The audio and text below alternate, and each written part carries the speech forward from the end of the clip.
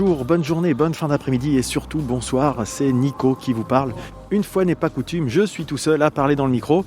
Nous sommes le 17 octobre 2020 et je viens d'arriver à Dieppe pour participer à ce festival de la BD de Dieppe pour lequel nous avions pu nous rendre l'année dernière pour la première fois. Ça se déroulait, souvenez-vous, dans le château qui surplombe la ville de Dieppe. Et cette année, malheureusement, forcément impossible de recevoir des auteurs et du public dans un lieu fermé. Donc le festival se déroule en extérieur. Sur le port de Dieppe, au pied de la Grande Roue. Donc vous entendez peut-être en arrière-plan un petit peu de vie, un peu des mouettes, des bateaux qui peuvent partir ici et là, des voitures qui passent. Et forcément, le festival est un peu plus réduit et un peu plus contraint que l'année dernière. Mais je vais quand même y faire un petit tour puisque j'ai été sympathiquement invité par l'équipe d'organisation, par Jean-Pierre Surest, le président. Et puis j'aurai certainement retrouvé des gens qu'on connaît bien à notre micro.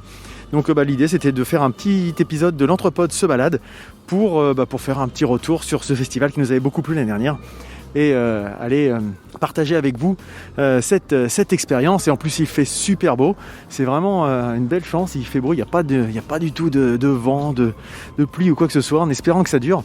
Et là je viens d'arriver, il y a quand même pas mal de monde déjà pour un samedi matin, vu les contraintes, il y a bien pas loin d'une centaine de personnes déjà sur le site, je pense, à vue de nez comme ça. Donc je vais voir comment tout ça s'organise aujourd'hui. Je n'ai rien prévu en termes de conducteur, comme à chaque fois qu'on est en mode se balade, pour laisser le hasard faire les choses et finalement se laisser porter par l'événement comme le ferait n'importe quel festivalier. Voilà, écoutez, on se retrouve très bientôt.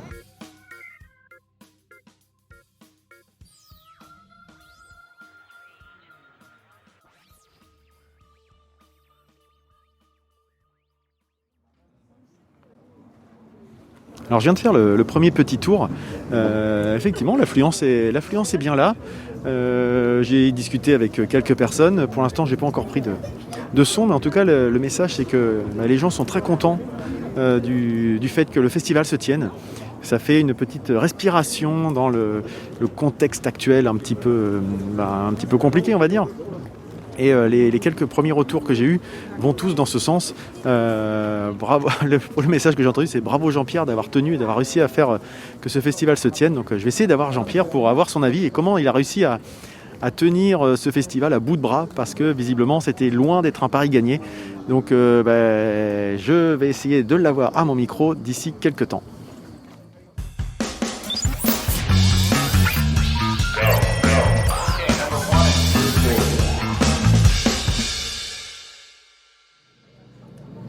Et voilà, je suis avec la star locale, l'organisateur de ce festival, avec Jean-Pierre.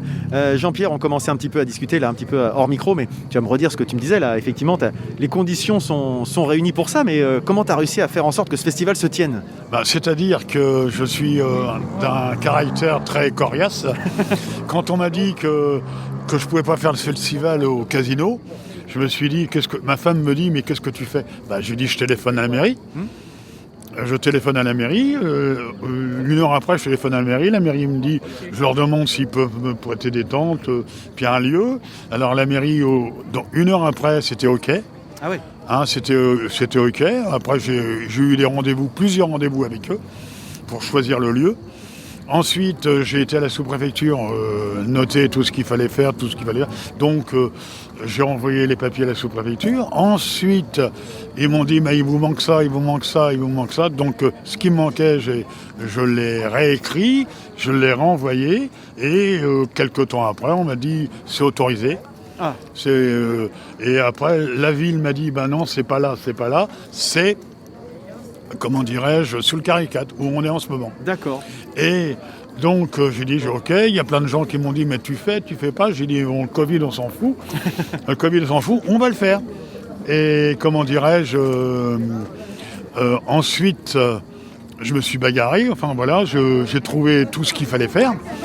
Et la semaine d'avant, il pleuvait des cordes tous les jours. Et j'ai dit à mon épouse, il pleut. Mais la semaine prochaine, ça va être un temps magnifique. Et voilà.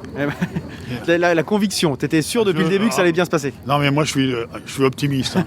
J'ai horreur des gens qui sont « Ah oui, mais comment on va faire ? Moi, il y a toujours une solution.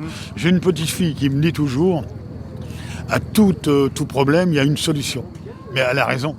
Elle a raison, et ça, je tiens son texte quand elle me dit ça. Donc, je continue. Non, j'en veux. Et je m'arrêterai jamais.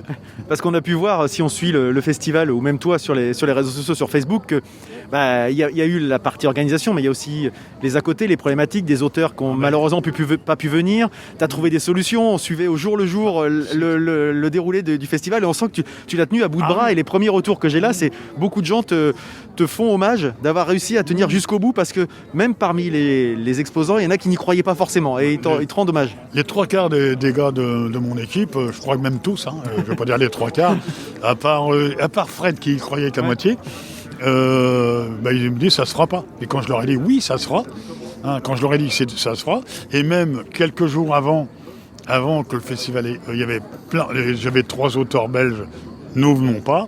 J'en ai Renaud. Au dernier moment, je ne venais pas. J'ai dit, ils viennent pas. J'ai pris le téléphone. J'ai téléphoné à droite, à gauche pour trouver d'autres auteurs. J'ai trouvé d'autres auteurs. Mais en plus, je suis content parce qu'il y a des auteurs qui sont un peu moins connus. Ça va les faire connaître. Oui. Je trouve ça bien.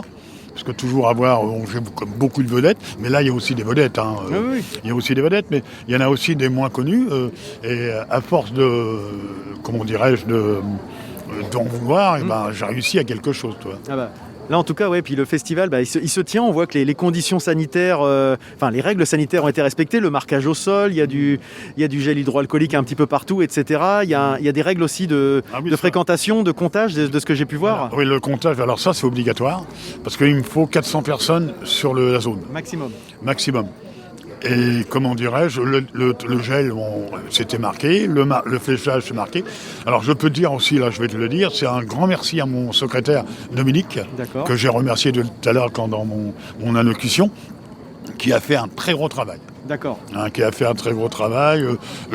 C'est le gars de l'équipe qui est au-dessus des autres. Les autres, ils travaillent, mais un peu moins. Ils l'entendront pas. Non, ils l'entendront peut-être, je vais leur dire. Non, mais ils travaillent, ils me donnent un coup de main, je suis d'accord. Toi, au bar, il y a les gars de mon équipe. Mais le gros travail, c'est le secrétaire de l'asso, Dominique. D'accord. Il y a pas de problème. Il fait le travail un petit peu dans l'ombre, c'est toi qu'on voit devant, même pas ? C'est moi, lui, il est secrétaire de l'asso. Et c'est un gars qui en veut aussi, qui me fait confiance. Donc voilà, il me suit de près, il fait plein de choses. D'accord. Et donc le festival se déroule sur 2 jours, il y a des horaires, comment on peut dire pour des gens qui pourraient avoir... Des horaires un peu... Voilà, moi je dis que les horaires c'est à partir de 10h jusqu'à 19h. D'accord. Samedi, aujourd'hui, et demain, 10h, 19h. D'accord. Les 2 jours après, c'est le gros problème. 10h, 19h, c'est-à-dire qu'il faut aussi qu'on ait le temps de manger, parce que tout à l'heure on va aller manger, tu viens avec nous. Donc voilà, mais dans l'ensemble, tout est parfait. Tout est parfait. Il y avait un petit problème tout à l'heure que j'ai résolu. D'accord, donc oui, finalement, je pense que là, le festival est lancé, mais tu as encore certainement des petites choses à régler à droite à gauche. C'est-à-dire que le problème, c'est que il y a des gars qui voulaient Marc Bourg en dédicace. Marc Bourg n'étant pas encore présent, il s'agglutinait à 25. Ah oui. Donc, il y a quelqu'un de mon équipe, il a dit non, il ne faut pas s'agglutiner à 25, on n'a pas le droit. Donc, il est venu me voir, j'ai arrangé les choses, il dit je vous donne un ticket à chacun, numéro 1, numéro 2, numéro 3. Et j'ai dit là, j'en veux que 4. Oui. Et après, vous vous baladez, et quand c'est votre numéro qui arrive, vous... Oui. Voilà, donc il n'y avait que ça. C'est vrai que pour ceux qui ne connaissent pas forcément, le monde des festivaliers de la BD, c'est quand même un monde particulier, avec effectivement des gens qui sont habitués à faire la queue pendant des heures, qui sont des fanatiques un petit peu, enfin des experts, et qui sont... Surtout les collectionneurs. Voilà, exactement. Alors, il y a des collectionneurs qui sont très réglo, j'en connais beaucoup, ici, je les connais tous, mais il y en a d'autres qui sont un peu plus... faire attention. Ils forcent un peu, quoi. Ils forcent un peu, donc moi je sais qu'ils m'aiment bien et que je m'y prends bien. J'ai l'habitude, parce que je veux être très convivial, on veut y balader personne, donc je suis très gentil. La seule chose que j'ai dit pour le festival, j'oblige tous les gens à avoir un masque à l'entrée. S'ils n'ont pas de masque, ils ne rentrent pas, même que ce soit ma femme, même que ce soit ma sœur, ma belle-fille, n'importe quoi. Hein. Les gens ne rentreront pas. Et là, je vois que tout le monde a un masque. Après, le restant, c'est autre chose. Et tu connais en fait les codes de la BD, on sent bien, on s'improvise pas festivalier de BD comme on fait un festival de musique ou de choses comme ça. Chacun a ses codes et voilà. Ça fait des années que tu baignes dedans, donc tu connais un peu les... Je connais les auteurs, je sais par exemple, un tel n'arrivera jamais à l'heure, parce que c'est plus fort que lui. Il y en a d'autres qui viendront dédicacer le matin, et c'est ce que je dis toujours aux collectionneurs. Je lui dis, le matin, il ne faut pas trop compter sur eux. Il y en a qui se baladent. Là, par exemple, Marc Bon, qui est très bien, il vient, mais il n'est pas encore là. Ouais. Ah, donc, il a peut-être eu un empêchement. Mais ou il visite la ville. Mais il vient. Mais non, mais il connaît, il est déjà venu. Hein. Donc voilà, tout ça, c'est pas grave. Hein. Non, il faut savoir s'adapter, effectivement. Il faut que moi, je m'adapte. Il faut que les gens qui viennent s'adaptent aussi. Exactement. Hein, je dis, moi, je fais tout pour que les dessinateurs, les gens, les vendeurs, les stands, faut que tout le monde soit content, tout le monde dise c'est formidable, hein, mais il y a des choses que je ne peux pas. Le dessinateur qui est pas là, je ne vais pas lui mettre une amende. Bah non, c'est pas possible. Non. Ouais. C'est ce que je dis à tous les gars. J'ai dit il est pas là. Il y a une raison s'il est pas là. Oui, non, mais la raison, moi je la connais pas. Il m'a pas téléphoné. Donc à mon avis, il va arriver. Ok, bah écoute, merci beaucoup Jean-Pierre, je vais te souhaiter un très bon festival, nous on va se retrouver tout à l'heure, et puis si vous avez l'occasion de venir, ne vous privez pas, parce que c'est un festival bien sympa, ça se passe en extérieur, le beau temps est de la partie, donc ça serait dommage, c'est pas en intérieur. L'année dernière on avait fait au château, cette année c'est sur le port, et ben voilà, c'est un festival qui sait faire preuve de souplesse et d'agilité. Voilà. Exactement, voilà, agilité, bravo. À bientôt Jean-Pierre. Merci Nicolas.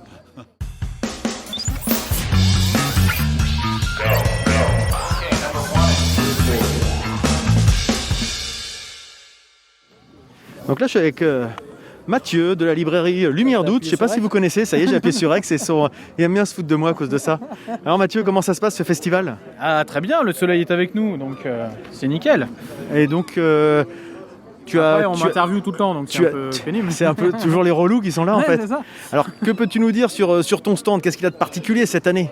Quels sont les invités notamment ? Quelles sont les choses que tu mets en avant ? Alors il y a les nouveaux auteurs qu'on n'a pas l'habitude d'avoir. Donc Marc Boom qui nous a signé l'affiche, avec quand même Michel Vaillant pour sa BD la plus connue, ou Barbe Rouge également. D'accord. Jean-David Morvan, super scénariste, pardon. Il est peut-être cinéaste d'ailleurs, j'en sais rien, qui a fait des adaptations des romans de Boris Vian, de Polar, que j'ai beaucoup aimé. Il a également raconté la vie de certains serial killers dans une collection chez Glénat, puis il a fait Sillage, Irena qui a bien cartonné, voilà. Il y a également le couple Frappier, Désiré et Alain de mémoire, sur la révolte au Chili. La dictature au Chili en 2 tomes par année, c'est vraiment très puissant.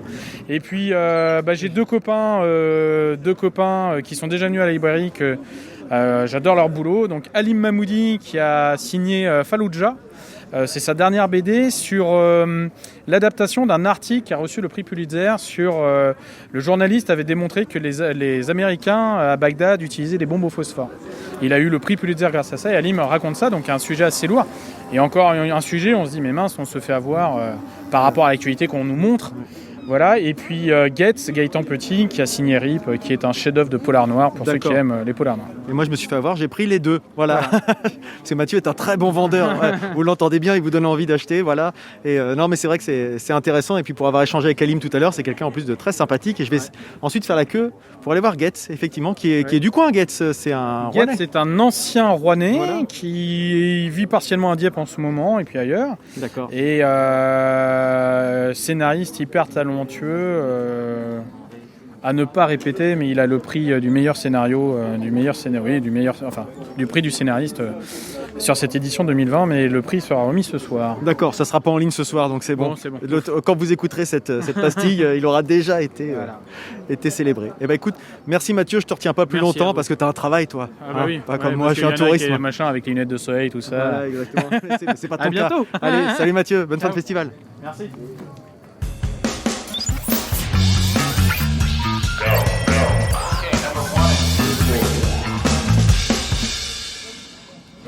Et donc là, je suis à un stand, le stand de Lumière d'août, chez Mathieu.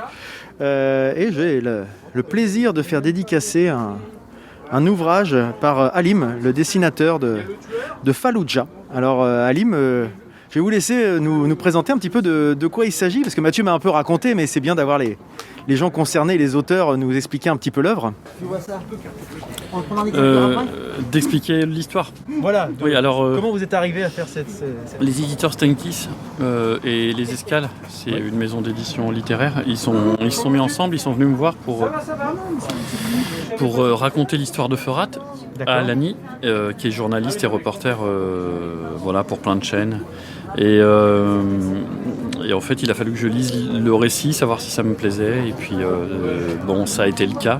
Alors du coup, j'ai accepté de dessiner cette histoire. De quoi s'agit-il justement ? C'est un sujet un peu lourd. Oui, un peu lourd. Bon, après, c'est pas mené comme un reportage BD. C'est une aventure quand même. On a fait un mix entre. Il y a des journalistes qui l'ont remarqué. Ça m'a bien fait plaisir. On a rendu presque un peu fictive la BD reportage pour donner des personnages plus attachants, donc on entre. Pas être uniquement dans le factuel. Voilà, c'est pas uniquement dans le factuel, donc c'est une vraie aventure et familiale, humaine, etc. Et puis oui, c'est dur parce que ça traite de l'invasion de l'armée américaine en Irak. En 2003, et puis des conséquences des bombardements chimiques qui ont eu lieu là-bas et à l'uranium enrichi, l'uranium appauvri, et puis des dégâts sur la santé de tous les habitants. Pas uniquement militaires, également les civils surtout. Les militaires américains sont rentrés aussi avec de gros problèmes en fait. Le gouvernement ne leur répond pas, il les laisse complètement crever. Et en Irak c'est une hécatombe en fait. Pour moi, c'est le plus grand crime contre l'histoire de l'humanité. Loin devant la Seconde Guerre mondiale, parce que sur Fallujah, il est tombé un niveau de radiation 7 fois supérieur à Hiroshima et Nagasaki. D'accord. Et le monde entier n'est pas au courant parce qu'il y a eu des pressions, des coupures budgétaires et des menaces de mort sur les scientifiques qui ont essayé de se pencher dessus, et les journalistes aussi. D'accord. Et une question qui me vient, moi, qui suis ni journaliste, ni auteur, quoi que ce soit, c'est quand on s'attaque à un sujet comme ça, est-ce qu'on n'a pas peur, justement, de représailles ou de choses comme ça ? Pendant quelques temps, je me suis posé des questions. Ouais. Oui. Je me suis dit qu'une fois que ça allait sortir, est-ce que ça allait être chaud pour nous, quoi ?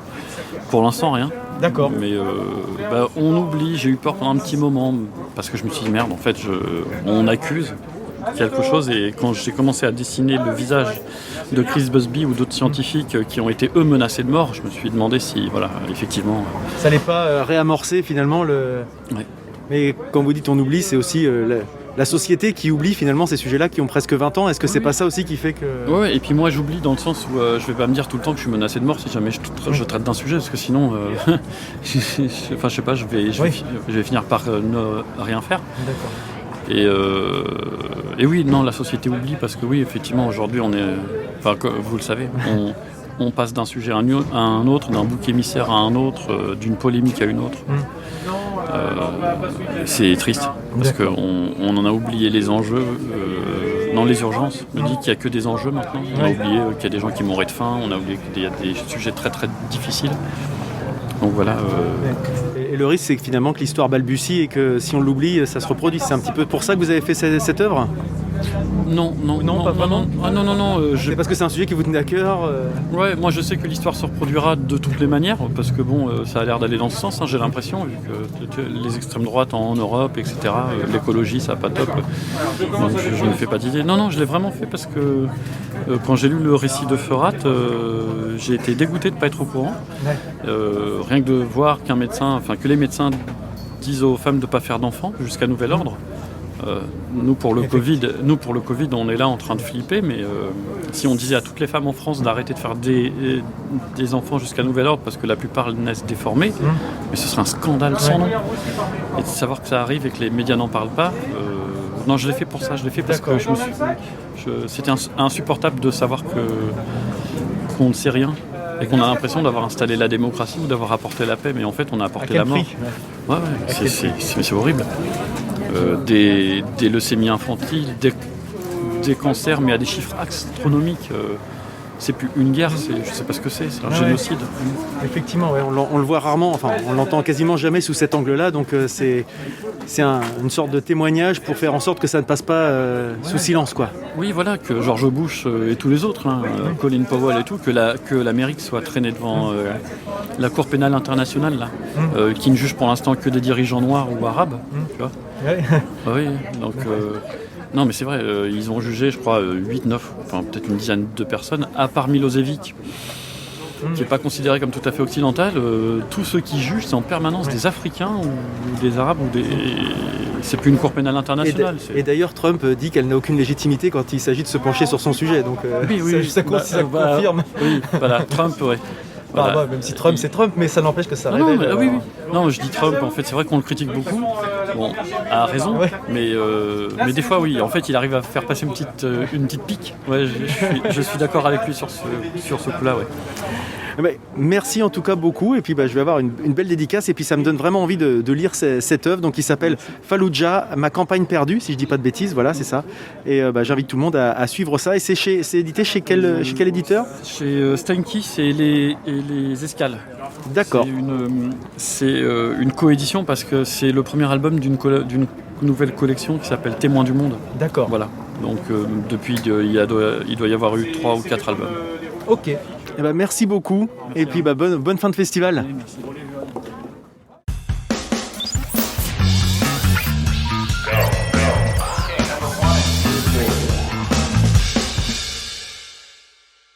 Et donc là, je suis sur le stand de Hugues Barthes. Hugues, tu vas nous expliquer un petit peu quel est ton univers et quelles sont tes œuvres et ton actualité, par exemple. Alors, mon actualité immédiate, elle n'est pas... Enfin, mon dernier livre est sorti il y a 1 an déjà, au mois d'août. Donc c'est Mes années hétéro chez Delcourt. Et c'est un roman graphique qui raconte l'histoire d'un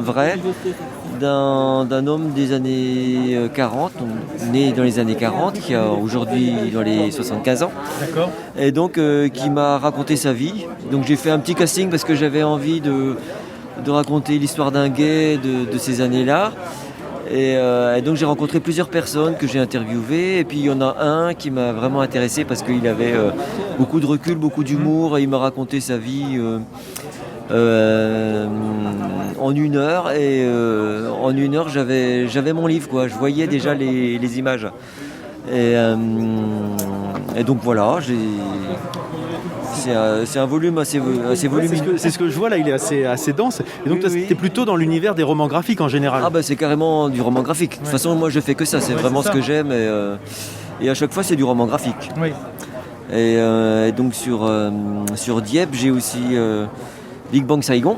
D'accord, de quoi ça nous parle ? Donc Big Bang Saigon, ça raconte... donc là je suis au scénario, j'ai travaillé avec un dessinateur de Besançon. D'accord. Avec qui j'ai été au Beaux-Arts à Besançon il y a quelques années. D'accord. Et donc je l'avais perdu de vue et je l'ai revu un peu plus tard au Festival d'Angoulême, et il m'a montré... En fait, il vivait au Vietnam depuis quelques années, et puis il m'a montré son carnet de croquis. Il avait dessiné pas mal de fois sa copine dans le plus simple appareil. Et donc il m'a raconté sa vie, et il venait de rompre avec cette copine, et donc il était assez malheureux à l'époque, et je lui ai dit ça serait pas mal de raconter ton histoire, peut-être que ça pourrait exorciser tout ça, et donc il a dit oui tout de suite, en fait. D'accord. Et on avait déjà envie de travailler ensemble depuis quelques années, hein, et donc là il m'a dit oui tout de suite, et on a fait ça. Donc c'est aussi un roman graphique en bichromie, et donc c'est une balade entre la France et le Vietnam, et ça raconte sa relation avec cette... Donc c'était une japonaise qui donnait des cours de japonais au Vietnam. D'accord. Et donc c'est une relation qui a été assez tumultueuse, et qui a duré quelques années. Donc avec des ruptures, voilà. Et donc voilà, on raconte ça en 160 pages. Il y a des séquences assez érotiques. Oui. Qu'on retrouve souvent quand même dans tes œuvres. Ah oui, je suis assez branché. Ouais, non, sexe. mais- Mais là, c'est hétéro. D'accord, ok. Et une question par rapport à ce que tu viens de me citer, les deux livres que tu as ici sur le terrain, ce sont finalement inspirés, voire même complètement adaptés d'histoires vraies. C'est systématiquement quelque chose que tu fais, ou c'est le hasard qui fait que ces deux-là sont comme ça, ou c'est vraiment dans ton univers? Alors, moi, je me réfère toujours à la réalité. Je raconte pas une histoire que... Enfin, je vais pas faire de la science-fiction, ni du western, ni de l'anticipation. C'est pas mon truc. D'accord. Donc, et j'aime bien parler de sujets de société, quoi. D'accord. Et donc, Dans lequel tout le monde peut se retrouver plus ou moins. voilà. D'accord. Et d'ailleurs, le prochain, c'est autour des gilets jaunes. Enfin, c'est pas sur les gilets jaunes, mais c'est D'accord. avec pour toile de fond les gilets jaunes. Et en fait, le thème général de tous mes livres, c'est la famille. D'accord, oui. Donc la famille a problème, puisque sinon il y aurait rien à raconter. Et donc là aussi, c'est l'histoire d'une famille pendant une année, l'année 2018. Et c'est l'histoire d'un jeune homme de 18 ans qui a... Bon, je raconte d'avance, Oui. avant qu'il soit sorti. N'en révèle pas trop quand même. Ouais, qui passe son bac, qui prépare son bac donc, et qui tombe amoureux d'une fille qui est gilet jaune. Et donc, sauf que cette fille est amoureuse d'un autre garçon qui est gilet jaune. Et donc c'est un peu le triangle amoureux sur les ronds-points. Sur le rond-point des Vaches, parce que c'est assez localisé. D'accord. Ça se passe à Rouen. Mais là c'est une fiction, même si c'est très Inspiré documenté. de faits réels, mais... Voilà, donc l'histoire d'amour, non, pas du tout, c'est vraiment une fiction. Mais la société, en tout cas, ce qu'elle a vécu. Ouais, je me suis bien documenté, je suis allé sur le rond-point des Vaches pour rencontrer des gilets jaunes. Bon, je suis arrivé un peu après la bataille, parce que Ça s'est tassé. oui, voilà. Il y a eu plus grand monde quand j'y suis allé. Mais tu avais quand même des témoignages. Ah oui, j'ai eu des témoignages très forts. Et voilà, ça m'intéresse de parler de ça, quoi. Et c'est pour quand cette sortie, par exemple? Alors là, je travaille encore dessus, donc il y a encore. Mais avant ça, il y aura encore autre chose avant. D'accord. Très, très, très prolifique, en fait. Pas tant que ça, parce que je sors un livre tous les 2 ans depuis que j'ai commencé à publier, en fait. Ok. C'est pas tant. Enfin, c'est vrai que je fais à la fois le texte et le dessin la plupart du temps. Donc, ça prend du temps. Et puis et souvent il y a beaucoup de pages, et puis je fais pas que ça. Et je fais pas mal d'ateliers d'écriture et d'ateliers de bande dessinée. Donc, Puisque je suis bien placé pour le savoir, puisque mes enfants participent à tes ateliers chez Funambule. Enfin, quand on pouvait le faire. alors quand on pouvait le faire, parce que je pense que pour cette année c'est un peu râpé. Mais on espère bien reprendre peut-être en septembre de 2021. Oui, on espère, on croise les doigts. J'espère, parce que... Et donc, ce que tu as pas cité, j'ai vu passer un compliment sur toi. Je sais pas, tu l'as vu forcément l'autre jour sur les réseaux sociaux, où tu disais où c'était cité que tu étais l'un des dialoguistes les plus doués de ta génération, quelque chose comme ça, que les dialogues étaient quelque chose de fort dans ton travail. Les meilleurs scénaristes. Peut-être scénariste, effectivement. Ce qui est vrai d'ailleurs. Voilà, donc on vous laissera vous-même vous faire votre opinion avec les différentes œuvres de Hugues Barthes qui sont accessibles dans toutes les bonnes librairies, on peut le dire comme ça. Dans toutes les librairies, même les mauvaises. D'accord, voilà, comme ça vous n'avez pas d'excuses, vous allez les trouver facilement. Merci Hugues, et puis bonne fin de festival à toi.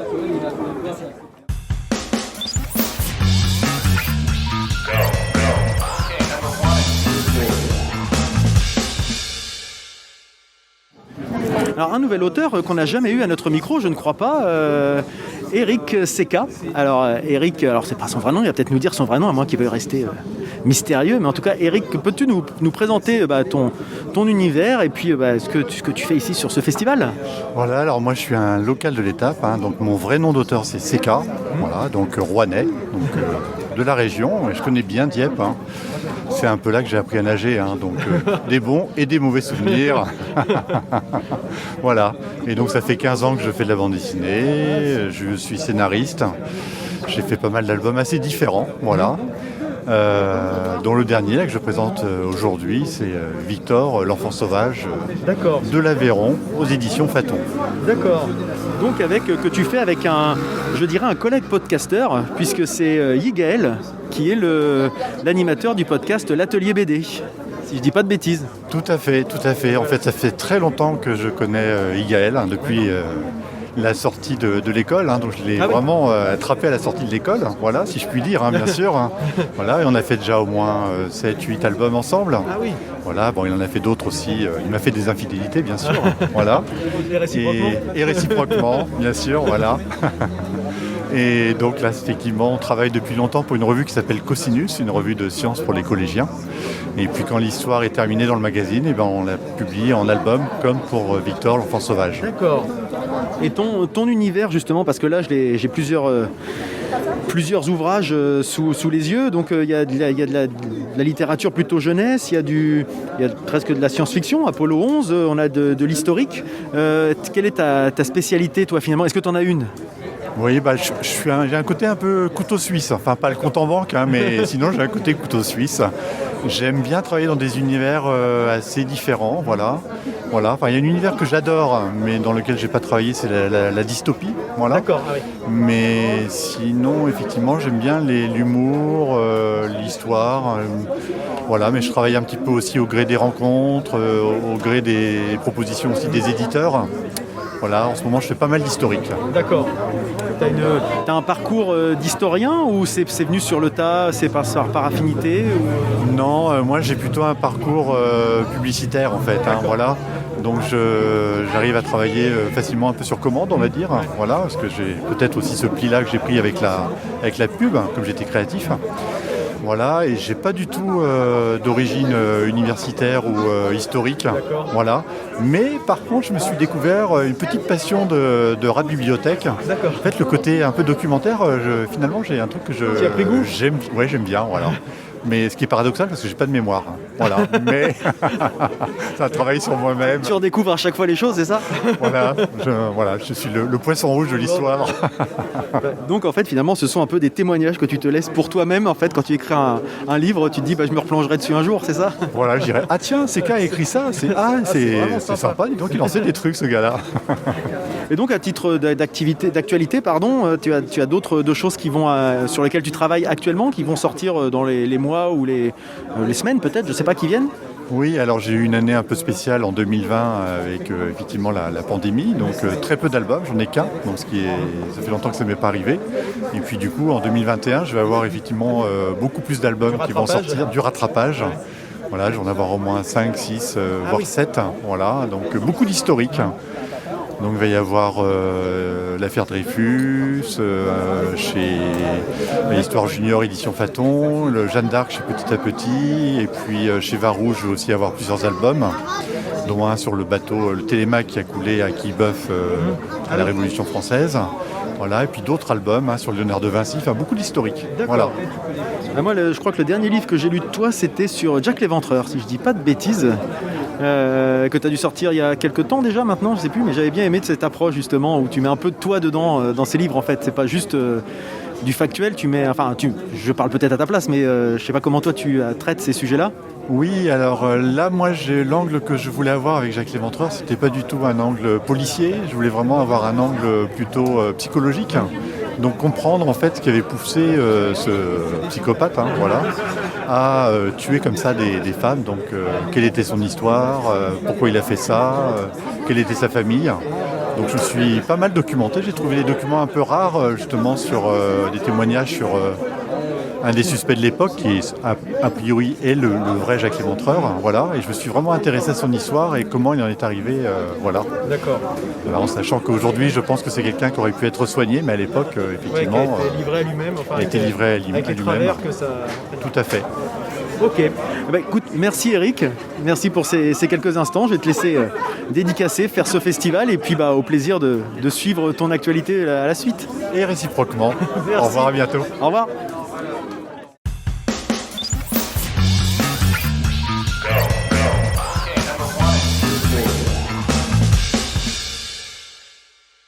Donc je suis avec Getz. Alors est-ce que ça se prononce comme ça déjà? Oui, c'est très bien. Getz. Alors Getz, c'est quelqu'un, moi j'ai entendu parler dans un autre podcast qui n'est pas un concurrent, qui est plutôt des confrères, c'est l'atelier BD de Igaël, dont on a parlé tout à l'heure avec Seka. Et dans cet atelier BD, ils avaient dit le plus grand bien de la série RIP, pour lequel je viens d'acheter le tome 1 et je vais me faire dédicacer, mais on va discuter un petit peu de qu'est-ce que c'est RIP par son auteur. Alors Getz, qu'est-ce que c'est que cette série, de quoi ça parle? Alors salut, c'est vrai que Igaël et sa bande sont fidèles depuis le tome 1 avec nous, donc on est très fiers de ça. RIP, de quoi ça parle? C'est un polar, une enquête policière même, où on va suivre une équipe d'enfants de cœur qui sont un peu braques, tu verras, et qui sont chargés de ramasser tout ce qui a de la valeur chez les gens qui vont pourrir chez eux dans l'indifférence générale. Donc ils vont ramasser les bibelots, les meubles, tout ce qui a de la valeur, des fois des liasses de billets même dans les matelas. Donc ils sont dans un quotidien un peu sordide et austère, t'imagines bien.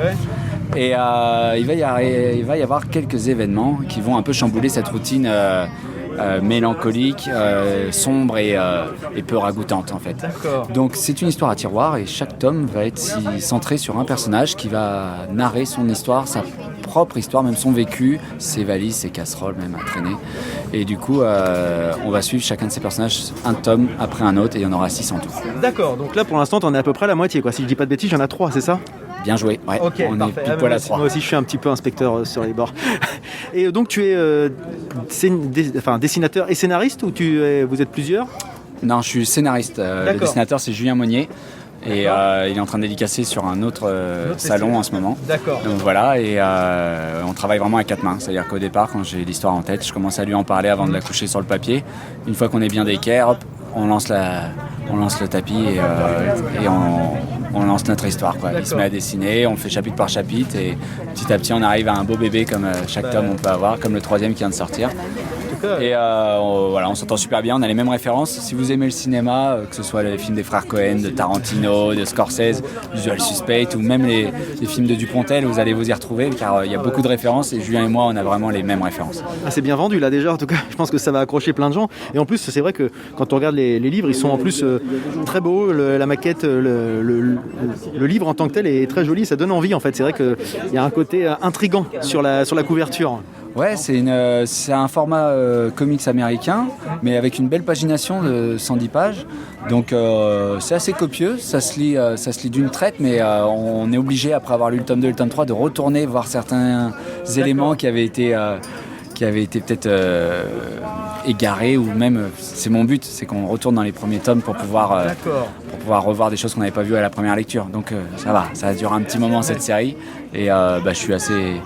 C'est un beau puzzle, donc chaque pièce va former ce puzzle. Voilà. Et donc là, on est à 3 tomes, tu disais 6. C'est un tome par an, comment ça se passe la sortie? Ouais, chaque année, pour chaque rentrée scolaire, on fera un petit tome. Ok.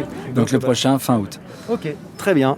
Merci beaucoup. Et puis j'ai qu'une envie, c'est de le lire dès ce soir. Merci beaucoup, Getz. Merci à toi. Bonne lecture. Merci.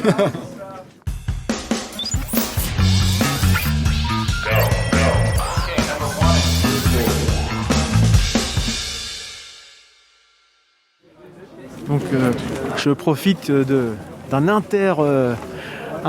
dédicace de Wallace. Donc Wallace, Stéphane, je vais t'appeler Stéphane, ça te dérange pas? Donc scénariste BD plutôt spécialisé, je dirais, dans la BD aérienne. Je sais pas si c'est le bon terme. Historique. BD historique, teintée d'aéronautique. Voilà, c'est plus précis que ce que je viens de dire. Ça. Là, ça me paraît pas mal comme définition. En fait. Moi, ma base, la passion, c'est vraiment l'histoire. Oui. Et puis là, de mettre ça avec des grandes histoires aéronautiques, notamment Seconde Guerre mondiale. Ça s'inscrivait bien dans ce que moi j'aime bien faire, ce que j'aime bien lire. Donc, on avait déjà un peu parlé de toi l'année dernière, tu n'étais pas là malheureusement, mais on avait parlé de toi avec ton collègue Patrice Buendia, avec qui tu travailles. Et donc là on t'a également, et tu es avec un dessinateur qui s'appelle Stéphane Agosto, si je dis pas de bêtises. C'est tout à fait ça. C'est tout à fait. Je confirme. Tu confirmes que c'est bien ça. Alors, en quoi consiste votre travail? Comment vous travaillez, que ce soit avec Stéphane ou avec Patrice ou des choses comme ça? Comment toi, tu te situes? Alors, avec Patrice, on a une collaboration au niveau du scénario. Donc, on a monté ensemble le projet L'Aigle à deux têtes. Donc, où là, on se partage un peu les idées. Moi, je fais la partie américaine, Eagle, la série Eagle. Et Patrice, la série Adler pour la partie allemande. Et en fait, on a des ponts entre les deux séries. Et donc, il y a des scènes communes sur lesquelles on travaille vraiment, qu'on construit ensemble. Et puis, sur le déroulement de la série, sur la finalité et comment ça doit en parallèle être raccord. Donc voilà, on travaille énormément comme ça en échange d'aller-retour. Donc là, il y a le nouveau diptyque qui sortira, donc tome 4 en 2021 et le tome 5 en 2022, qui clôturera définitivement toute cette série-là. Et donc là, on travaille vraiment à la fois en parallèle et très gros, pour que ça soit raccord, qu'il n'y ait pas de toute façon que ça colle entre les deux univers qui sont ensemble en fait. Donc avec Stéphane, c'est une autre méthode de travail où là, moi, je suis un peu tout seul aux commandes du scénario. Donc voilà, moi je lui amène l'histoire, le découpage, on échange aussi sur aussi un peu ses envies. Et puis visiblement ses envies, c'est pas d'andouillette, ça j'ai compris. Non, j'essaye l'andouillette glacée en dessert, mais non, même ça ne marche pas. L'andouillette au café. Il y aura toujours des points de discordance. Ouais, je crois que là, j'ai encore un petit espoir, mais je crois que ça me nuise quand même au fur et à mesure du temps. Mais bon, on ne sait jamais, sur un malentendu, il peut manger une andouillette et se faire surprendre. Mais bon, on verra. Au moins les frites, là on s'accorde bien sur les frites et la carbonade. S'il y a une carbonade dans le coin, comme on est preneur. C'était super. Et donc sinon, pour plus sérieux sur le travail. Donc oui, voilà. Donc moi je lui envoie un découpage assez précis. Sur les case par case, avec les intentions, les dialogues, ce que font les personnages, donc un peu le metteur en scène, et puis après donc Stéphane me renvoie un découpage graphique, d'accord, donc le storyboard, oui. Voilà, on discute sur le storyboard qu'on valide tous les deux, et après il passe à la phase ancrage et puis mise en couleur par une coloriste, Katie, qui s'occupe de la couleur. Donc voilà, ça fonctionne bien. Ça fait combien de collaborations là? Eh ben nous, ça fait 10 ans, voilà, on fête notre 10e anniversaire de rencontre. D'accord. Donc on a au compteur 6 et 2, 8, 10 albums. Voilà, 10 ans, 10 albums. Donc c'est pas mal, voilà. Ouais. Le 11e qui est en route, là, le tome 3 de Ciel sans pilote. Donc pour l'instant, on s'est dit 10 ans c'est pas mal, donc pourquoi pas continuer. Tant qu'il y a de la frite, tant que la frite est en nous, voilà. Donc on peut voir l'avenir pas en rose mais en jaune, quoi. Plutôt pour l'instant, plutôt pas mal, quoi. Donc voilà, à suivre. Et nous ça nous plaît bien, quoi. C'est comme ça. C'est le principal. Et très heureux d'être à Dieppe aussi, avec ce temps merveilleux et le public, ces gens sympas. Bon, attention, il y a le président qui arrive, donc là, on rigole plus, là, on dit attention, il y a la dame du président, oh là là, voilà. Et doucement ma tonsure. Au secours. Donc voilà, bonne ambiance, voilà, toujours cette bonne ambiance. Toujours bien accueilli et puis. Ouais, c'est super. Moi, je suis heureux d'être là, effectivement, avec l'absence de l'année dernière, vraiment. Et compensé là. Complètement. Voilà, heureux de voir les gens, heureux de voir. C'est cool, quoi. C'est cool la vie. c'est une très belle phrase de conclusion. Je te remercie, Stéphane. J'en ai pas d'autres en tête pour l'instant. Elle est très bien. Si j'en ai une autre, je te la ramène. Ok, merci. Bonne fin de festival. Ouais, merci beaucoup.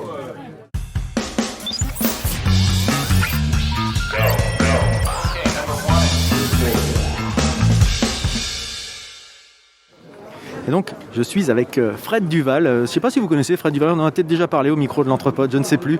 En tout cas, il va se présenter, ce monsieur. Déjà, je suis présent, ce qui est déjà un miracle.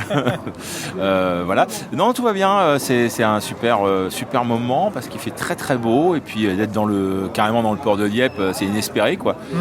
Par ces temps difficiles, d'avoir eu la persévérance de Jean-Pierre Surest et la confiance à la fois de la mairie, du préfet.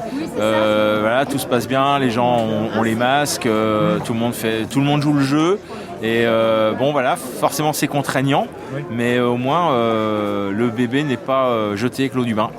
Oui, Parce qu'effectivement, tu dis c'est bien de tenir le festival, mais c'est que le public a répondu présent. En fait, il y a quand même du monde là en ce début d'après-midi. Les auteurs ont l'air disponibles, enfin occupés plutôt. Ouais, apparemment on est à plus de 1000 visiteurs là depuis ce matin 10h, donc c'est formidable quoi. Enfin on est obligé de compter là, donc on sait on approche des 1000 visiteurs là. Donc c'est formidable, les gens sont là et puis je pense que plein de Diepois vont découvrir le salon qui n'a jamais le même impact quand il se joue entre quatre murs, quels que soient les murs. Donc là le fait d'être à l'extérieur c'est vraiment un plus quoi. Malheureusement on peut pas le pérenniser parce que il y a toujours la crainte du vent et de la pluie. Or à Dieppe il y a souvent du vent et il y a souvent de la pluie. Donc on peut il faudrait pas le faire en mois d'octobre quoi. Mais en tout cas je pense qu'il faut prendre les choses telles qu'elles sont et là on va super bien profiter des 2 jours où apparemment le soleil est annoncé pour jusqu'à demain soir et et puis l'année prochaine ça sera une autre année, on verra bien où on en sera. Exactement, selon les idées qu'aura Jean-Pierre au fur et à mesure, comme d'hab, il se lèvera un matin avec une idée et puis il comptera sur vous pour l'aider dans cette idée quoi. C'est ça, l'idée c'est Jean-Pierre a des idées puis nous on le suit quoi. Voilà. C'est bien. Et à titre personnel, toi t'en es où dans ton actualité, parce que depuis qu'on t'a vu, t'as sorti combien, 50 livres depuis, non? Non, 7 ou 8. Je sais pas, j'ai 7-8 bouquins par an, 8 bouquins par an. Écoute, dans le genre un peu à me vanter, j'ai été fait chevalier des arts et lettres, c'est quand même pas rien. Faut le dire, c'est pas l'anthropode qui m'a envoyé des félicitations. Oh, le menteur en plus, on l'a relayé sur nos réseaux, c'est pas vrai. C'est vrai. Il est mauvais. Et donc je vais essayer d'être présent à la remise de médaille. Vous voulez pas devenir sinon il y a Renaissance tome 3 qui vient de sortir, qui est vachement bien accueilli. On est super content avec Mathieu, donc on a attaqué un deuxième cycle de 3 du coup avec Blanchard et MM. Il y aura dans la grosse actu 2021, il y aura pour moi 2 grosses nouveautés. Son Hurlevent avec Stéphane Créti au dessin chez Delcourt. Et puis Un avion sans aile chez Glénal, une adaptation de Michel Bussy avec Nicolas Pinero qui je l'espère sera Diepois l'année prochaine, pour le festival. Donc on va, j'espère, faire une sortie à Dieppe parce que une grosse partie de l'intrigue se déroule ici et donc on est en train d'en commencer un peu en discuter. Il n'y a rien d'établi pour l'instant, mais j'aimerais bien, et de toute façon au plus tard au festival. Ça c'est les 2 grosses actus, et puis évidemment tout le reste, toutes mes séries en cours. Il y a des choses dont je peux pas encore parler parce qu'il n'y a rien de signé, mais je suis content. Oui, t'es quelqu'un d'occupé. Là c'est sûr que j'ai pas de temps de m'ennuyer, et puis mais par contre j'arrive à un petit peu choisir mes projets et puis vraiment quoi. Et donc ça ne se voit pas encore, mais je vais produire un peu moins en fait. D'accord. Volontairement. D'accord. C'est un choix. J'ai décroché un peu de jour J, c'est-à-dire que je continue jour J, mais je vais pas tous les écrire. D'accord. Je vais pas tous les co-écrire avec Jean-Pierre. Je laisse Jean-Pierre prendre en main certains albums tout seul. Ce qui me permet moi de me reposer et puis de faire d'autres trucs et puis surtout de faire moins. Se recentrer en fait. Ouais, un peu, ouais. Donc plusieurs projets en développement, on va dire. Et j'en dirai plus la prochaine fois que j'oublierai de venir à l'Anthropode. Ok. Et puis après, je sais pas si t'es souvent, moi pour te côtoyer, t'es souvent aussi un peu peut-être pas le porte-parole, mais tu te fais un peu porte-parole des auteurs et de choses comme ça. Comment tu vois la situation des auteurs actuellement suite à que ce soit la crise sanitaire ou même la conjoncture actuelle? Est-ce que tu sens une embellie ou une complication actuellement, aujourd'hui? Comment tu le vois? Alors si, d'un point de vue strictement élu, oui, je suis porte-parole des auteurs normands, puisque je suis élu, pas porte-parole officiel, mais je suis le représentant des auteurs à Normandie Livre et Lecture, qui est la grosse association régionale du livre. Donc ce que j'ai constaté pendant la crise du Covid, c'est qu'aucune aide concrète n'a été débloquée par la région ni les départements en direction directe des auteurs, c'est-à-dire que ils se sont contentés d'accompagner les mesures du CNL qui étaient elles-mêmes assez complexes à obtenir. Donc je suis totalement désolé de cette situation. C'est pas faute d'avoir fait des propositions en plus, vraiment qui étaient à mon avis tout à fait réalisables. Il n'y a pas eu la volonté politique de le faire. Je le déplore, franchement. Alors ce qu'on constate aujourd'hui, moi je connais pas tout le monde, mais je discute quand même pas mal ici et là, c'est que le Covid finalement n'a fait que amplifier des problèmes qui existaient avant. Le Covid n'a rien créé. Le Covid il ne fait que montrer de manière fragiliser quelque chose qui était déjà voilà, ou booster des situations qui sont de toute façon difficiles. Voilà, donc il faut traverser ça, sachant que nous les auteurs, n'ayant pas de statut concret, personne n'a trouvé le moyen, soi-disant légal, de nous aider. En réalité, il n'y a pas eu de volonté politique de le faire, parce que quand un politique décide, en général, il trouve les moyens d'eux, et là, ça n'a pas été le cas. Je le déplore, franchement. Moi, je me suis fâché avec personne, mais j'ai dit ce que j'avais à dire, et puis peut-être qu'on aura d'autres lendemains, d'autres... Voilà. Par contre, j'ai vu aussi, par exemple, un festival comme Darnétal qui n'a pas pu avoir lieu cette année, qui a touché un peu de subventions, essayer de trouver des solutions pour faire travailler les auteurs sur des interventions, sur des choses comme ça, en les payant, ce qui est un geste fort qui a été fait de la part du salon de Darnétal. Donc était une manière peut-être détournée que les sponsors régionaux nous aident, mais j'aurais bien aimé un mot, quelques mots pour les auteurs, il n'y en a pas eu. En tout cas, ils ne me sont pas parvenus, et ça je le déplore. Bon voilà, après, oui, la situation globale, elle est pas terrible pour de nombreux auteurs, mais ça l'était avant le Covid. De toute façon, c'est difficile. On est dans un métier extrêmement difficile, donc voilà, on est en plus dans une année charnière, puisqu'il y a eu le transfert, ça n'a rien à voir avec la crise sanitaire, il y a eu le transfert de notre sécurité sociale qui est passé de AGSA à URSSAF. Et là, c'est la cata complète. C'est-à-dire qu'on a, depuis un an, on a des sites qui ne répondent pas, on n'arrive pas à payer. Là, moi, en ce moment, j'aurais payé, j'y arrive pas. Enfin bon, ça a aidé personne quand même. Franchement, les auteurs étant farouchement opposés,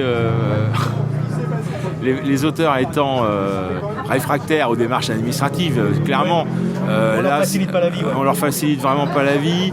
Ce transfert qui aurait pu se faire quand même en douceur se fait en fait que dans le chaos, parce que quand un site ne fonctionne pas, quand on ne peut pas déclarer ses revenus, ou alors très tardivement, enfin c'est de la folie. Moi j'ai perdu 3-4 heures autour de ce site à essayer de déclarer mes revenus, d'essayer d'être honnête. Bon, ça a fini par se faire, mais j'ai pas trop compris comment. On comprend que certains abandonnent en cours, ou soient démotivés. Soit très démotivés ou démoralisés, parce que ça agit sur le moral des troupes, quoi. C'est pas simple d'exister sans statut dans une société. Bon, ok, on l'accepte, mais quand en plus on nous met des bâtons dans les roues, ça devient compliqué. Voilà. Bon, mais sinon, moi je reste quand même, par contre, super optimiste sur ce qui se passe dans la bande dessinée franco-belge. Ah oui. Au niveau de la création, on a quand même une création qui est tous azimuts, qui va de la BD de pur divertissement jusqu'à des essais politiques. Enfin, on n'a jamais eu une telle richesse dans la création. Alors évidemment, par moments, cette richesse, elle se fait au prix du bien vivre, parce que les gens sont de plus en plus mal payés. Mais voilà, donc c'est un moyen d'expression qui se... la BD est dynamique, c'est-à-dire qu'on n'est pas une agriculture moribonde qui vit à coups de subventions. On n'en est pas là. On est pleinement créatif, et c'est bien dommage que par moment on soit les derniers de la rue, quoi. C'est un peu dommage, parce que moi évidemment je ne revendique la part de personne, simplement il faudrait penser aussi par moment à ce qu'on ait notre part, quoi. Et là j'ai vu beaucoup d'émoi pour le cinéma, ce qui est normal, pour le spectacle vivant, ce qui est normal, parce que eux aujourd'hui sont paralysés, clairement. Mais nous les auteurs, on va payer autrement. C'est-à-dire que voilà, et les artistes en général, quand les galeries sont fermées, quand les éditeurs, les librairies sont fermées, voilà, on a autant été touchés. Donc voilà, j'espère que les choses vont s'améliorer. Mais en tout cas, moi je vois dans la BD une santé créative énorme, qui est aussi forte que que la précarité s'affirme. C'est ce qui est quand même un paradoxe, quoi. On devrait mieux en vivre, et ça c'est aussi aux éditeurs hein, d'arrêter de proposer de l'inacceptable à des gens, quoi. Qui sont obligés de l'accepter. Qui sont pas obligés, mais qui se sentent. Voilà, vous savez, c'est un problème vieux comme le monde, hein, l'offre, la demande, mais quand je vois que certains bouquins dits romans graphiques, donc bande dessinée en fait à grosse pagination, de plus de 120 pages, sont payés, ce qui revient à moins de 15 € la planche, c'est inacceptable. C'est inacceptable, voilà. Après, que les gens acceptent ça, j'ai pas à les juger, mais qu'on le leur propose, je trouve ça inacceptable. Ok, écoute, merci Fred pour encore ton franc-parler qu'on retrouve comme d'habitude, donc c'est un plaisir, au moins il n'y a pas de filtre, donc ça c'est super. Non, enfin si, il y a un filtre, mais je veux dire au moins tout ça, mais voilà. Non, mais c'est intéressant d'avoir cet aspect, effectivement, pas uniquement l'objet qu'on va acheter dans la librairie, mais ce qu'il y a derrière, en fait, les coulisses finalement qu'on ne voit pas forcément toujours. Ouais, voilà. Mais acheter des BD, aller chez les libraires, voilà quoi. Merci Fred en tout cas, et bon festival à toi, salut.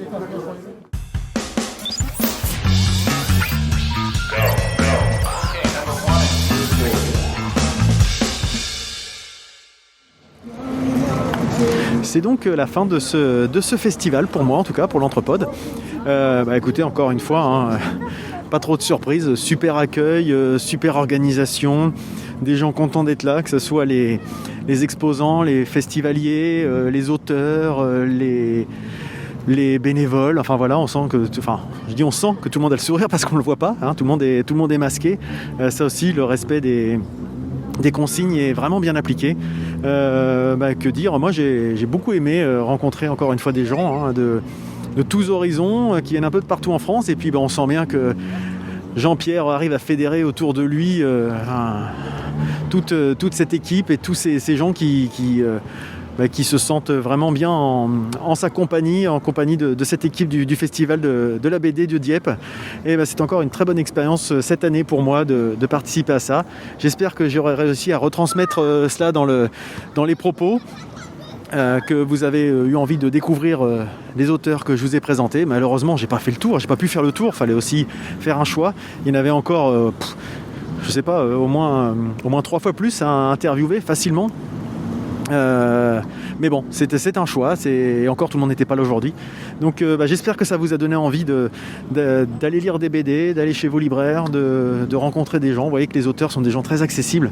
Ça c'est quelque chose qui est assez intéressant quand on va dans ce genre de festival. On a toujours un peu l'impression que l'artiste et son public sont pas toujours en lien. Et là, souvent quand on fait ce type de festival, on voit plutôt le contraire, que ce sont des gens qui n'ont qu'une envie, c'est rencontrer leur public et échanger avec eux. Donc n'hésitez pas à leur faire des retours. Voilà, c'était Nicolas pour l'Anthropode se balade au Festival de Dieppe de 2020. À bientôt. Allez, bisous.